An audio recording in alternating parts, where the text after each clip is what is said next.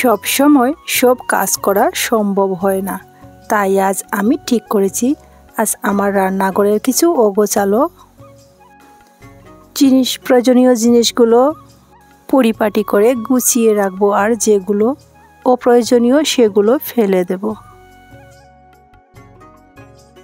তার আগে আমি আমার পরিচয়টা দিই। নমস্কার, কেমন আছেন সবাই?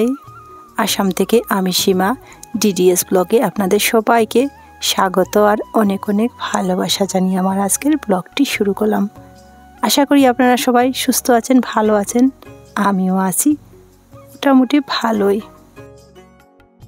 যেখানে আমি আমার রান্নাঘরের জিনিসপত্রগুলো গুছিয়ে রাখি সেটা প্রথমে একটু ভালো করে মুছে নিলাম। তারপর যেহেতু অনেকটা পুরনো হয়ে গেছে তাই তার উপরে একটু গেজেট পেপার দিয়ে সুন্দর করে সেটাকে সাজিয়ে নিলাম।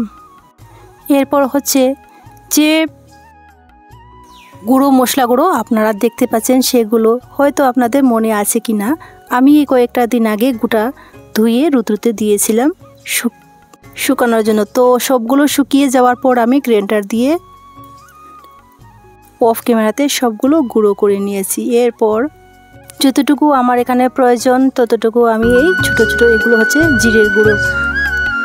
তো ওই যে কৌটোতে আমি সবসময় রান্না করার জন্য ব্যবহার করি সেই কৌটোতে আমার প্রয়োজনীয় মতো রেখে দিচ্ছি, আর বাকিগুলো বড় কৌটোতে ওই ডাবার ভেতরেই থাকবে।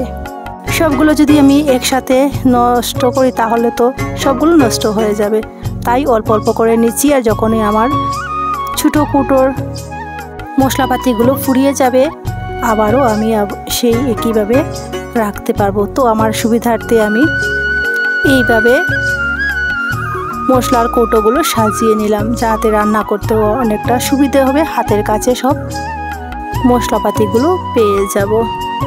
আর যেহেতু আমি একা হাতে সব কাজগুলো করতে হয় রান্নাবান্না বাইরের কাজ, তখন জানেন আমার অনেকটা ঝামেলা হয়ে যায় রান্না করতে গিয়ে এটা ওটা। তাই মনে করি এইভাবে যদি আমি কৌটায় কৌটায় সবগুলো সাজিয়ে রেখে দিই তাহলে সব কিছু হাতের কাছেই পেয়ে যাব, রান্না করতে অনেকটা সুবিধে হবে আর তাড়াতাড়ি হয়ে যাবে। তো এখানে প্রয়োজনীয় মশলার সাথে সাথে কিন্তু গোটা গরম মশলাও আছে, সেগুলো আমি কেটে একবারে ওই কৌটাতে ঢেলে রেখে দিচ্ছি। প্যাকেটগুলো যেহেতু রেখে আমার লাভ নেই, তো কি করব রেখে, তো সেগুলো এখন ঢেলে নেওয়ার পর ফেলেই দেব।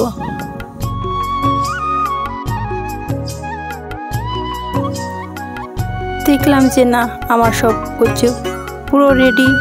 ওহো, রয়েছে তো আরেকটি মশলা, এটা হচ্ছে MDH এর গরম মশলা, তো সেটাও এখন কেটে রেখে দিচ্ছি।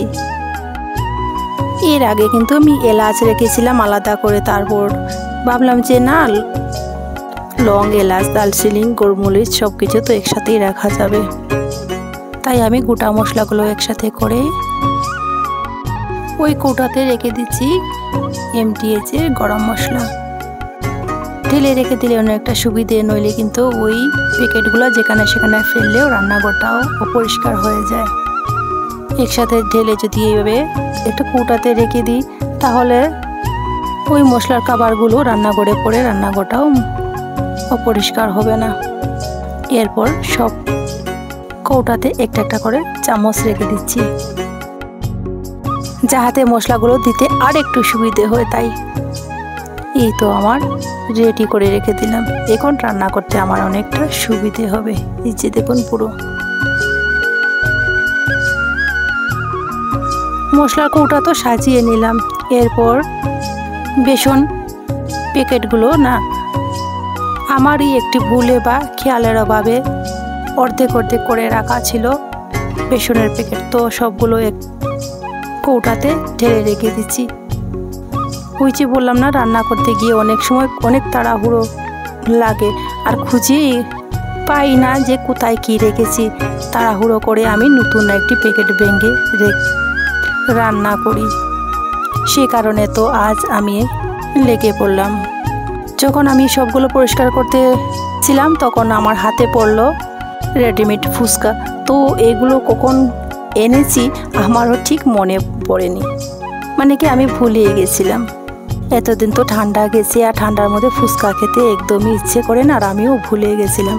আর এখন এগুলো পরিষ্কার করতে গিয়ে হঠাৎ আমার হাতে পড়লো। তো ফুচকাগুলো ভালো ছিল।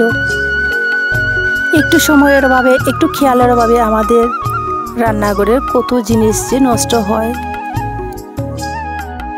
আসলে সব সময় তো সব কাজ করা সম্ভব হয় না, সব সময় সব কাজগুলো গুছিয়ে চলার মতো সম্ভব হয় না।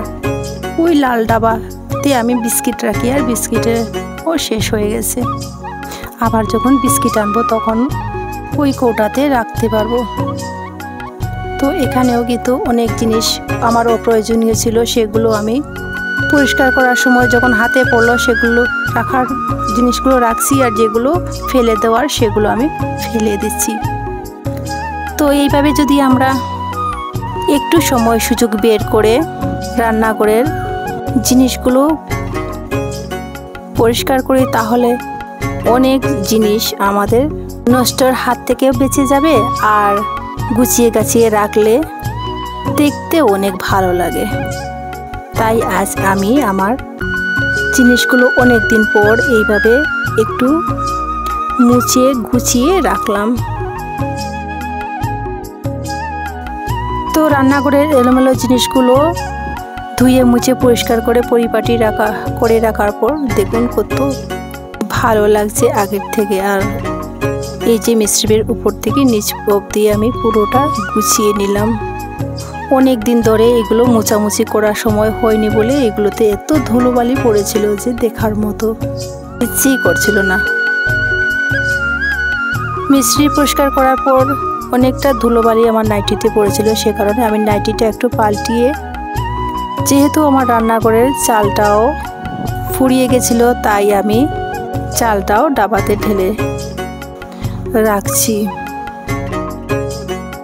যদি আমার আজকের এই ভিডিওটি আপনাদের কাছে ভালো লাগে তাহলে প্লিজ একটা লাইক দিয়ে প্রথম থেকে শেষ অবধি থাকার অনুরোধ করছি। আর যদি বেশি ভালো লাগে তাহলে সাবস্ক্রাইব করে আমার পাশে থাকবেন। আর যারা অলরেডি সাবস্ক্রাইব করে আমার পাশে আছেন তাদেরকে আমার অন্তর থেকে অসংখ্য ধন্যবাদ আর অনেক অনেক ভালোবাসা। এইভাবে আপনারা আপনাদের মহামূল্যবান সময় দিয়ে আমাকে একটু একটু করে এগিয়ে নিয়ে যাওয়ার জন্য।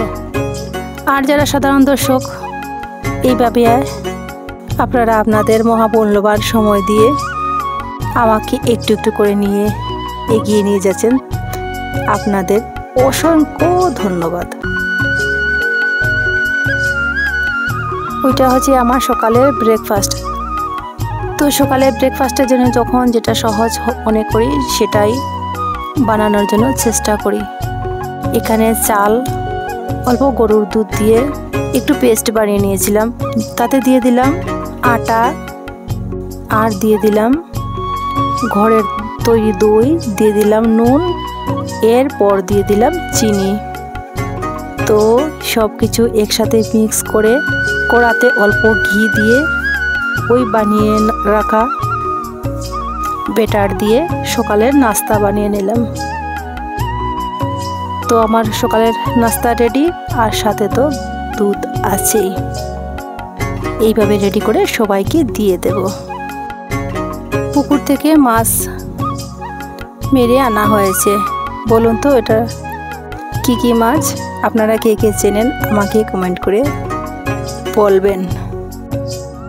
আর যেহেতু মাছগুলো খাওয়া দাওয়ার পর আমি ভয়েস দিচ্ছি, সে কারণে বলতে পারছি যে মাছগুলো না খুবই টেস্ট ছিল খেতে। সে কারণে বলছি যে আপনারা কে কে চেনেন, যদি মাছগুলো আপনারা চিনে থাকেন তাহলে আমাকে কমেন্ট করে নিশ্চয়ই নাম বলবেন।